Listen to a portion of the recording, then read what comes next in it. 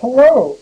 I want to talk about Matthew Wilkins' article, Canon's Close Reading and the Evolution of Method, and then touch on Tom Scheinfeld's article, if I have time. The Matthew Wilkins article stuck out to me because of my disinterest in canons.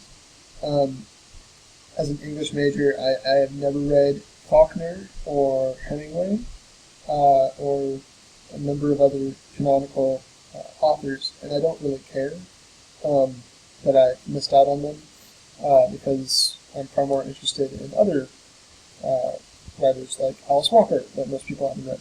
Anyhow, there's also just this social justice reason that I'm allergic to canons. So that made my ears perk up when I saw the mention of canons. And I found it really interesting how Wilkins connects this resistance to canons with distant reading, and sees close reading as necessarily bringing along canons or creating canons. And we don't read any faster than we ever did. So if we're going to close read things, then we're going to have to select things and start curating things, and then what you have in the canon. So distant reading is a way to kind of get around that. For Wilkins. I've heard distant reading mentioned in other articles we read this week, but also outside of this class. And I've been curious about it, especially since most of the mentions I've heard are professors talking smack about distant reading, which just makes me more interested in finding out what is so scary.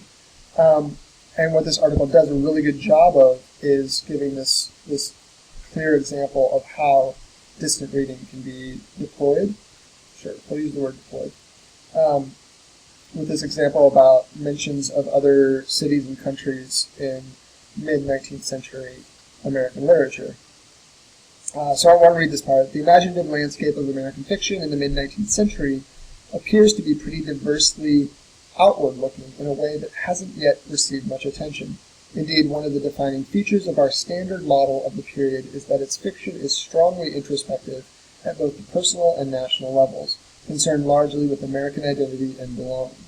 So that standard model of the period is the result of close reading, picking out a few texts, perhaps some Walt Whitman, and saying, oh, look how introspective this is. This is what the cultural moment was in the mid-19th American century.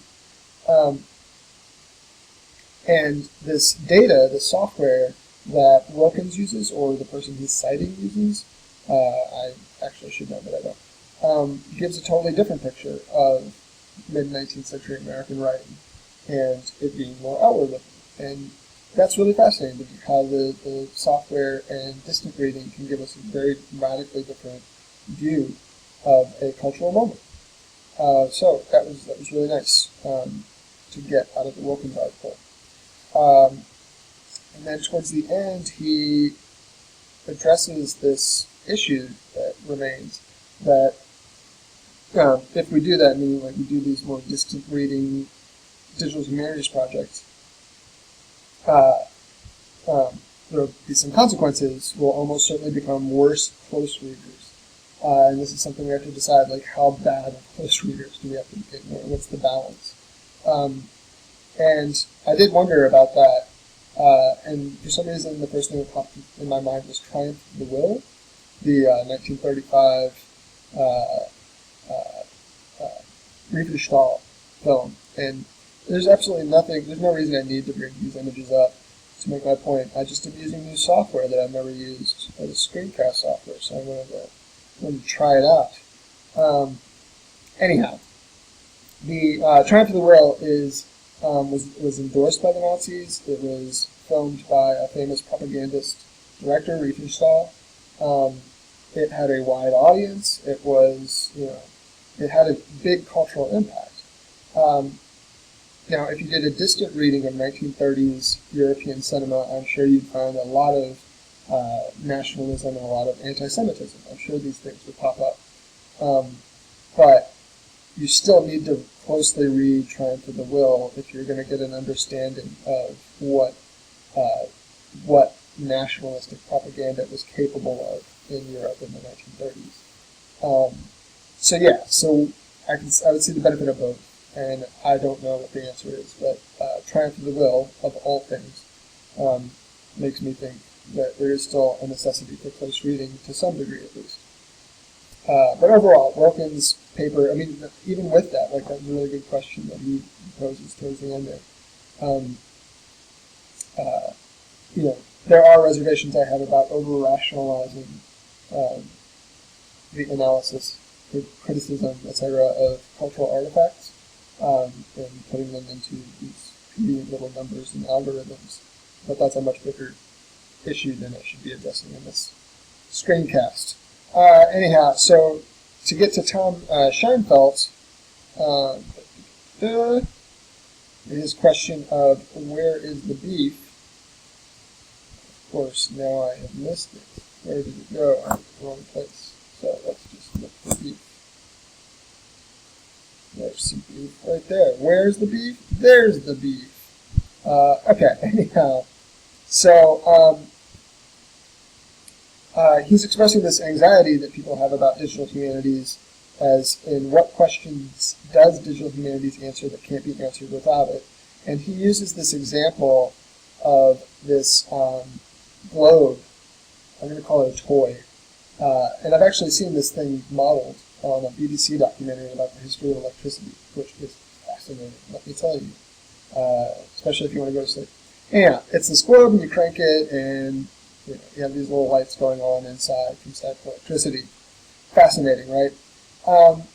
He says, yes, in an age of candlelight and on a continent of long dark winters, the creation of a new source of artificial light was sensational and became a popular, learned entertainment not only in meetings of early scientific societies, but in aristocratic parlors across Europe. So he's using this example to say, okay, so we had this, this scientific society that ostensibly was going to try to make some practical use of electricity or practical use of anything through these experiments, but it was this globe, this toy, that fascinated these patrons who would give them a lot of money because, oh, look at the fascinating toys they can make. Oh, that's very cool. Let's show it to our other rich friends in our parlors or whatever. And that gives them the money to then make those practical or make those advances that lead to practical uses of electricity. And he's trying to connect that to the digital humanities, and he brings it back up like 18th century natural philosophers confronted with a deluge of strange new tools like microscopes, air pumps, and electrical machines. Maybe we need time to articulate our digital apparatus to produce new phenomena that we can neither anticipate nor explain immediately, with questions in mind, but only in the back of its mind and only for later. So digital humanities, he's saying, is like that globe in that we don't know what questions it answers that cannot be answered otherwise.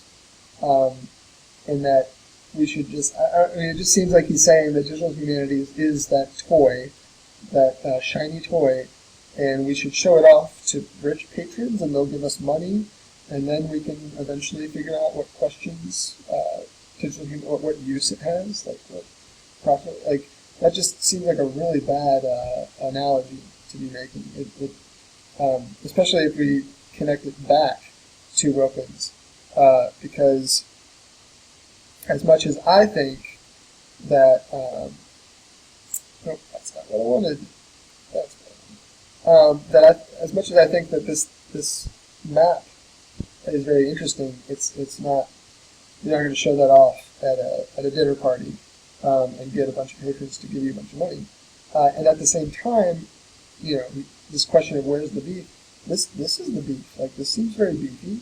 You have some questions about what the cultural moment was like, expressed through literature, and this digital humanities project is answering that question in a way that close reading isn't really able to answer. So maybe I should look at the time, the dates that these things are being written, but I think Wilkins answers Scheinfeld on both accounts. One, Wilkins says, here's the beef, I've got the beef. Two, that whole idea of the pretty little bauble that will get you money, like, that is not digital humanities. Digital humanities, I don't know. I mean, I guess it's easier to sell some alumnus and there's some rich people on these images than it is to sell them on, I don't know, some obscure theory. But either way, my main point is that I want to say that digital humanities, from what I see, does have some beef. There's some beef on there. That's my thesis. All right. Thank you very much.